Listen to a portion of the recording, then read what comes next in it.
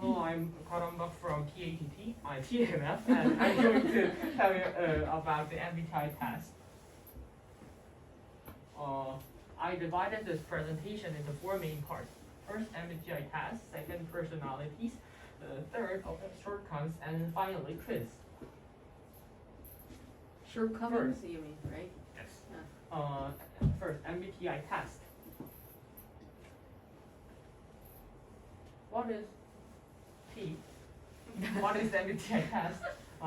It is made by Catherine C. Briggs and Isabel B.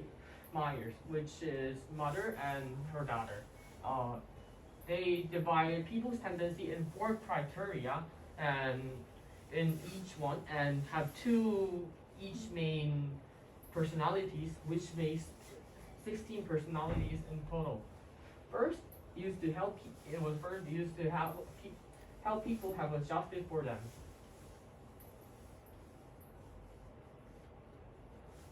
Second, personalities.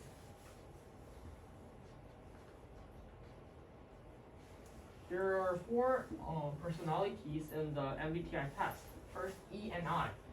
E is extrovert, means that they use their energy usually on outside. Contrastingly, I, which is introvert, uses their energy mainly on themselves. Second, S and N. The S is sensing, which means they are depending more on their senses and experiences.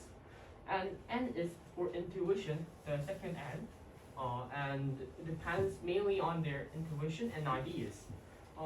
Third, the T and M. T is for thinking. They think mainly on the principles and the rules, which, and F is feeling. They think mainly on their meanings, effects, and morality more than the principle and rules. Next, P and J. P is perceiving, and they are often flexible and depends on circumstances, and judged by their circumstances. But J is for judging. They are systematic and follow through. I will show you a short video.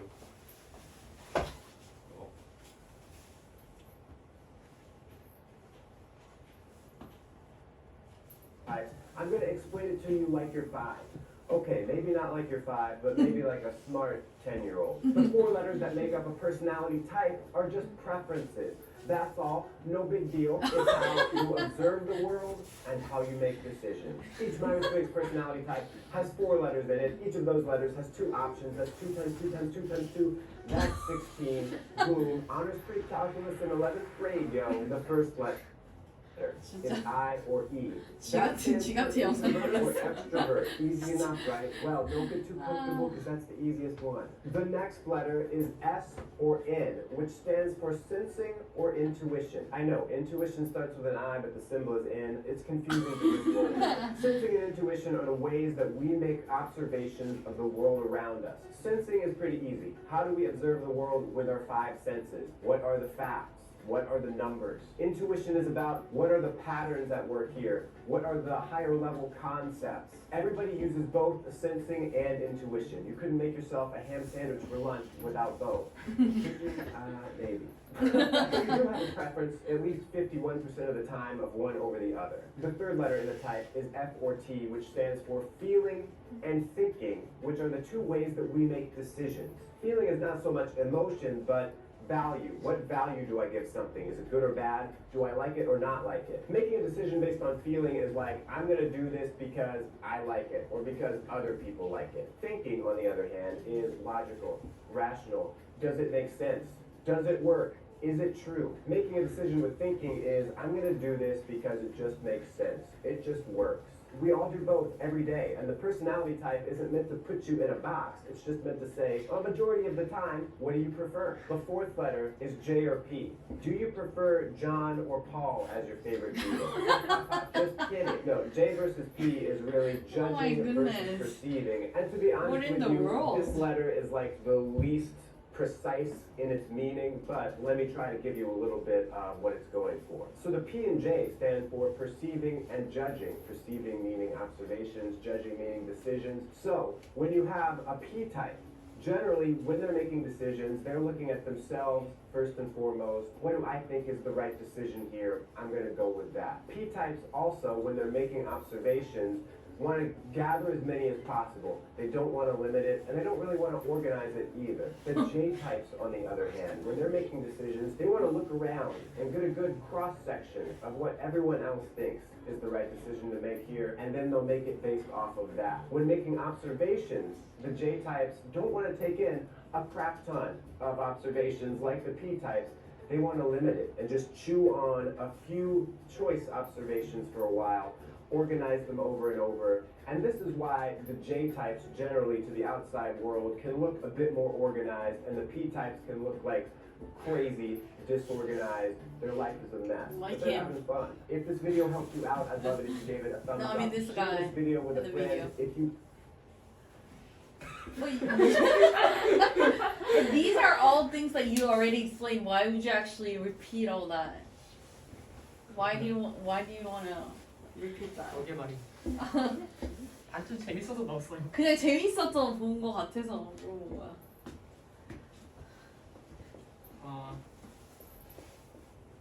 Thirdly, the shortcomings. Shortcoming. Shortcoming. The first shortcoming of this test is maker's qualification. The maker maker of this MBTI test is not a psychiatrist but only a writer. And second, the second point is that they are not really useful when you think of how it's being tested. MBTI test is done by him or herself, which means that they are making their own test by what did they think of themselves, not the real themselves. Finally, I'll give you a kiss. What is the difference between J and P? P is more of disorganized, chaotic, spontaneous person. J is more J is of less organized. flexible than So what can be the shortcomings of the MBTI test? Not objective enough. What we think of. It's Yeah. maker's qualification and the way it's being tested. Thank you. Alright.